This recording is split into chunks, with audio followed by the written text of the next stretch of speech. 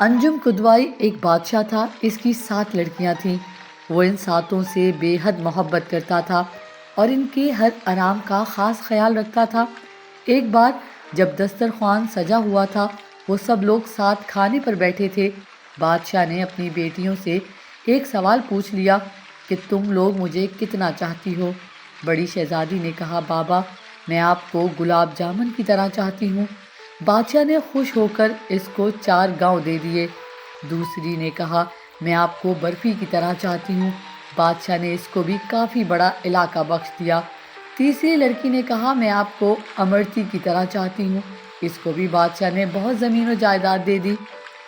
اسی طرح وہ سب سے پوچھتا گیا اور سب کو مال و دولت ملتی رہی۔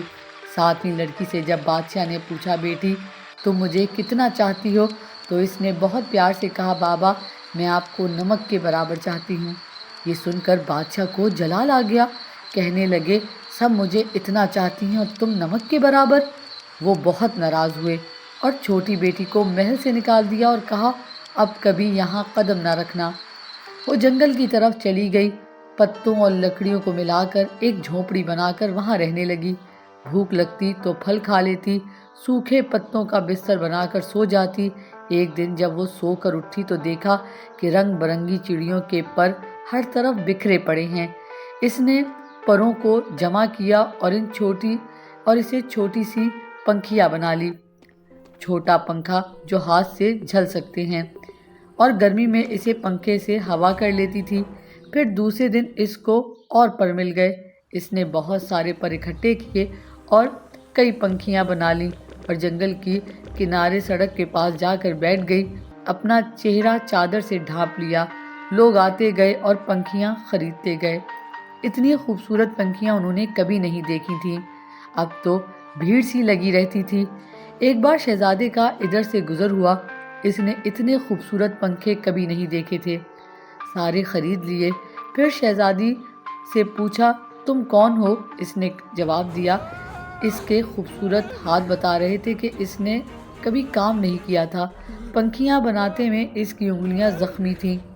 شہزادہ اس کے پیچھے جنگل آ گیا اور جب اس کو پتا چلا کہ وہ شہزادی ہے اور سزا کاٹ رہی ہے تو بہت غمزدہ ہوا اور اپنی سلطنت پر واپس گیا اور والدین سے سارا ماجرا کہا اور انہیں سنایا۔ ان لوگوں کو بھی دکھ ہوا۔ وہ اپنے بیٹے کی بارات جنگل لے کر آ گئے۔ دونوں کی شادی ہو گئی، مگر شہزادی اپنے والد کو بہت یاد کرتی تھی اور خوش نہیں رہتی تھی۔ ایک دن اس نے شہزادے سے کہا کہ وہ اپنے والدین کی دعوت کرنا چاہتی ہے اور ان سے ملنا چاہتی ہے۔ شہزادے نے زبردست دعوت کا انتظام کیا اور بادشاہ کو دعوت دی۔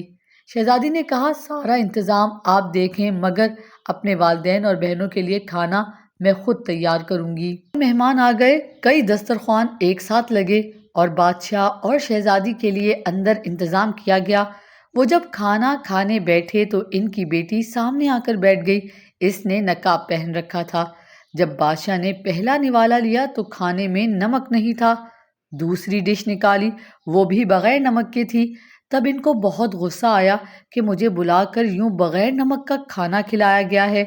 تب چھوٹی شہزادی نے اپنی نقاب ہٹائی اور کہا، بابا میں آپ کو نمک کے برابر چاہتی ہوں، یہی کہا تھا میں نے۔ نمک کے بغیر کسی چیز میں لذت نہیں ہوتی۔ بادشاہ چونک اٹھا۔ پھر اس نے آگے بڑھ کر بیٹی کو گلے لگا لیا۔ اس کی آنکھیں بھر آئیں۔ بیٹی سے معافی مانگی تو شہزادی نے کہا، کوئی بات نہیں بابا، اللہ تو سب کا ہے، آپ پریشان نہ ہوں، میں اب بہت خوش رہتی ہوں۔ بہنوں نے بھی معافی مانگی اور گلے لگا لیا۔ شہزادی نے سب کو کھلے دل سے معاف کر دیا، مگر ان سب کو احساس دلا دیا کہ وہ غلطی پر تھے۔